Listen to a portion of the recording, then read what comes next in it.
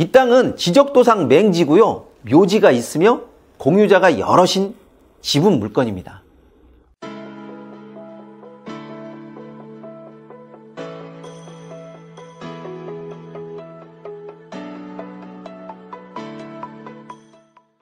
안녕하세요. 경매수골 현미경의 치우입니다.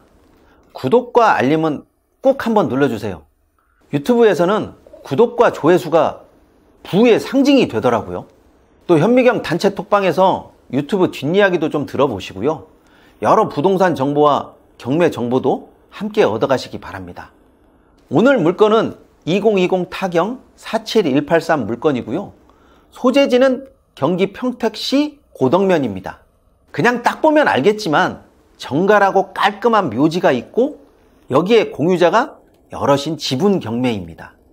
유튜브 영상 제목이 완벽한 경매 물건인데 묘지가 있고 여기에 지분이 있는 물건이 완벽한 경매 물건인가? 뭐 이렇게 생각하시면서 고개를 갸웃하시는 분이 분명히 있을 겁니다. 그럼 한번 바꿔서 생각을 해볼게요. 세상에 어떤 경매 물건이 좋은 물건인가요? 아파트를 예로 들면 아파트를 낙찰 받자마자 세입자가 뛰어나오면서 축하한다고 꽃다발을 목에 걸어주고 꽃을 뿌려주며 환호성을 질러대는 물건, 아니면 낙찰 받자마자 세입자가 조용히 짐을 싸고 집안을 깨끗이 청소하고 성의껏 내밀은 이사비를 완곡하게 거절하면서 이사를 떠나가는 그런 세입자가 사는 물건일까요? 토지로 치면 낙찰 받자마자 전 소유자가 깨끗하게 토지를 정리하고 다음 매수자는 어떤 사람이 될 것이고 매수 의향을 보인 사람은 누가 있고 그 사람들이 제시한 금액은 얼마이고 이런 모든 정보를 다 넘기고 가는 그런 토지?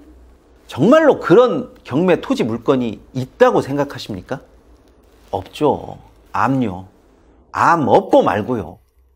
그런 물건은 지금까지 없었고 앞으로도 없을 겁니다. 그런데도 많은 사람들이 이 귀찮은 일도 없고 이익을 최대한 뽑을 수 있는 그런 물건들을 눈에 불을 켜고 찾아다닙니다. 이 물건은 이래서 싫고 저 물건은 저래서 싫고 이것 빼고 저것 빼고 그러면 남는 물건이 없어요. 그러면서 꼭 이렇게 말합니다. 마음에 드는 물건이 하나도 없습니다. 그래서 제 주변에 있는 물건은 별로 없다라는 생각이 듭니다. 우리 입은 삐뚤어졌어도 말은 바로 하죠. 실제로는요, 골라낼 수 있는 능력이 없는 것이고요. 번거롭고 성가신 일은 하기 싫다는 거잖아요. 부동산 경매에서 이익은요, 운이 좋아서 얻는 그런 복권 같은 게 아니에요. 이익이 있으면 거기에 따른 노력도 반드시 있습니다. 이런 것을 미리 알고 깨닫고 물건을 고르십시오. 어렵구나. 아, 그러면 내가 이익이 크구나. 이렇게 생각하시란 말입니다. 이 정도 노력을 하면 어느 정도의 이익이 나오는 것이 타당하고 이것을 전제로 물건을 어떻게 골라야 하는구나. 무조건 쉽고 편한 것을 찾으면 낙찰 자체도 쉽지 않거니와 이익이 아주 박합니다. 때로는 자기 꾀에 넘어가서 손실을 볼 때도 꽤 많아요. 평택시 고덕면 물건은 임야이고 지분 면적은 34평 정도입니다. 감정평가 금액이 3,400 정도이고 한번 유찰돼서 2,400만 원까지 떨어졌습니다. 그런데 5명이 응찰했고 낙찰 가격은 3,300만 원입니다. 감정가격의 96%를 써서 낙찰 받았다는 이야기죠. 이 정도면 높은 금액일까요? 아니면 낮게 낙찰된 물건일까요? 이 땅은 지적도상 맹지고요. 묘지가 있으며 공유자가 여럿인 지분 물건입니다. 보기에 따라서 정말 쓸모없는 물건이라는 거죠. 그런데 다른 각도, 다른 관점에서 한번 이 물건을 보겠습니다. 일단 묘지가 정갈하고 깨끗하게 관리가 되어 있고 이것을 유추해 볼 때 분명히 관리하는 사람도 반드시 있다. 비석도 굉장히 크고 묘지 주변에도 상당히 많이 신경을 쓰인 흔적이 보인다. 그러니 묘지 관리인은 분명히 재력이 있을 것이다. 여기까지 유추를 한다라고 하면 이 물건이 다르게 보입니다. 공유자 성씨가 같고 가족묘와 같은 느낌이 들기 때문에 공유자들 중에 이 토지를 매수할 가능성이 아주 높다. 현물로 이 땅을 분할한다라고 해도 주변 여건이 점점 좋아지기 때문에 이 토지를 살 사람은 많이 있을 것으로 보인다. 하지만 무엇보다도 공유자들이 이 묘지를 포기할 가능성이 적다라는 데 포커스를 맞춰야 하는 거죠. 이렇게 생각해보면 이 토지가 길이 없는 것은 큰 의미가 없고요. 오로지 공유자와 협상을 더 집중해야 한다는 것을 알 수가 있습니다. 초반에는 신경전이 펼쳐지겠죠.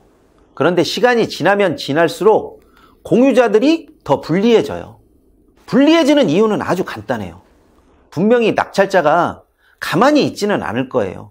경매까지 해가지고 낙찰을 받았으니까 어떤 식으로든 끝을 보려고 하겠죠. 언젠가는 지료 청구 소송을 할 것이고 땅을 떼어달라고 공유물 분할 소송을 하게 될 것입니다.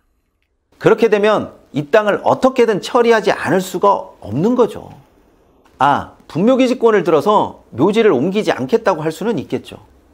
그런데 판례가 변경되면서요, 묘지를 옮길 수는 없어도 이 묘지의 사용료, 즉 지료는 줘야 한다라는 그런 식으로 판례가 바뀌었어요. 그 금액이 크든 작든 간에 지료는 반드시 줘야 한다. 이런 식으로요. 또 누구는 이렇게 이야기합니다. 그 묘지에 대한 지료 얼마 되지 않으니까 그냥 주면 될 거 아니에요. 이런 식으로 이야기하는데 지금까지 묘지에 대한 지료를 전혀 내지 않고 있다가 지료를 꼬박꼬박 낸다? 이것은 정말 현실성이 전혀 없는 이야기죠. 현실은요, 묘지의 지료를 계속 내는 것보다 그냥 그 묘지 지분 사버리고 만다가 더 타당성이 있어요. 그리고 공유자들도 이 땅은 원래 자신들의 땅이라고 생각하기 때문에 사용료를 주는 것이 맞지 않다라고 생각을 많이 해요. 그래서 공유자들이 다시 이 땅을 매입할 가능성이 아주 높죠. 그래서 이 땅은 이익이 크든 작든 발생할 수밖에 없는 그런 땅이에요. 이런 것들을 미리 파악하고 응찰자가 달라붙는 거죠. 5명이 그냥 일이 없어서 입찰하러 온 것이 아니에요. 그래서 완벽하게 좋은 물건이 뭐냐고요? 이렇게 계획이 나오고요, 계획대로 일이 진행될 수 있는 확률이 큰 물건이요. 그런 물건이 완벽하게 좋은 물건입니다.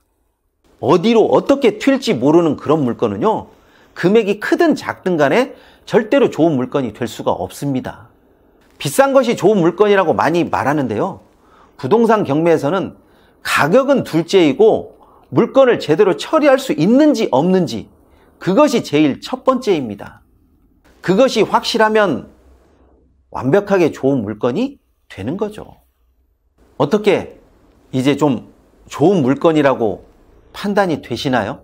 이번 시간은 여기까지 하도록 하겠습니다.